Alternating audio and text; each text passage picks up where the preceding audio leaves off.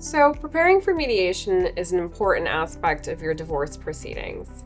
In a mediation, it's best to be prepared, it's best to be centered, it's best to allow your logic and your preparation to triumph over any sort of emotions. Obviously, it's very difficult and challenging emotionally, but one must think about the fact that anything that happens mediation day can have a long-lasting effect in their ability to manage their finances.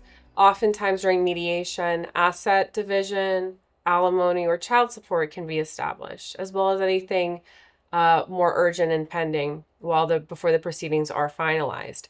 So it's best to come prepared, have a list of current and expected expenses, have a list of your non-negotiables, what you simply won't settle or be flexible with. Have a list of questions that are pointed towards these themes because, as I stated, emotions can get high. So you want to make sure that even if you're overwhelmed the day of, you have something to look in reference to that can make sure all your questions get answered by the mediators the day of.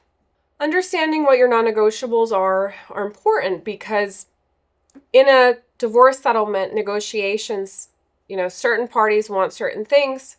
And if something is a non-negotiable, you're not willing to move the needle on it. Perhaps it's, or for a fact that your child will be better off with you on a more full-time basis.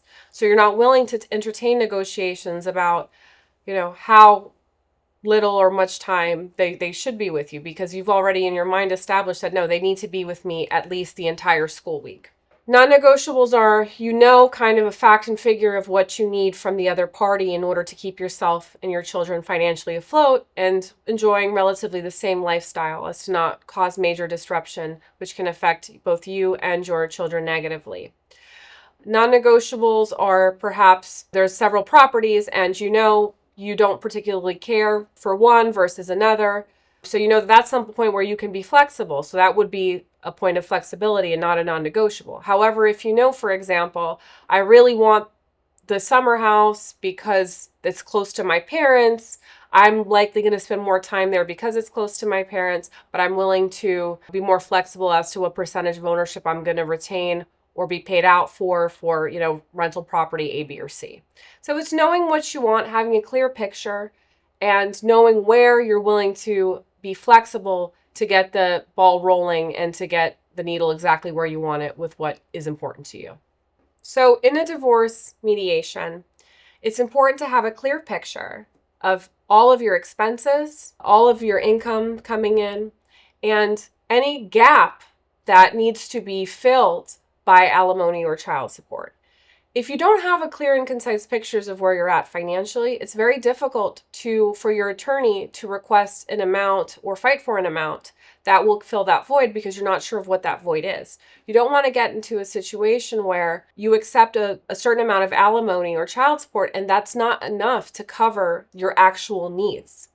This is especially true if your other partner handled most of the finances while you were married. You need to get yourself up to speed and you need to have a clear picture in order for you to maintain the lifestyle that you enjoy during your marriage. I always tell my clients on the day of mediation that it can last very long. It depends really on how efficient the mediators are, how prepared they were reviewing the documents before the day of mediation, how the other party or their attorney behaves. Just generally, different things can prolong the process. So make sure you're dressed business casual, respect the mediator, respect the court, respect the other party. Make sure you have snacks. Make sure you have pen and paper to jot down notes or questions that you may have. For example, that you might not be able to ask at a certain point because the mediator is discussing things, or perhaps you believe it would be best dressed through the mediator, not directly at your spouse in order to keep things more civil. I would always come and just try to have a good night's sleep the night before and be in the best spirits because it can be a taxing and time-consuming process.